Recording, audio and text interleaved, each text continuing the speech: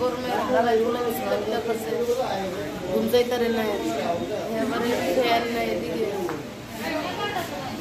এখানে ফ্যান নাই, বাচ্চারা গরমে ঘুমাইতে পারছে না, এই ছিল আপনার কথা। তো এই কথাটুকু বলার জন্য এত ম্যান করা লাগে? ঠিক আছে,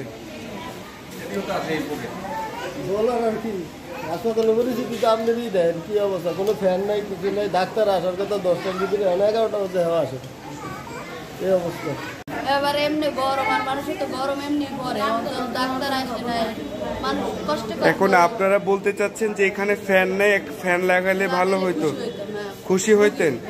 আর বরহানুদ্দিন উপজেলা স্বাস্থ্য কমপ্লেক্সের টিএস কে ধন্যবাদ দিতেন, এই তো।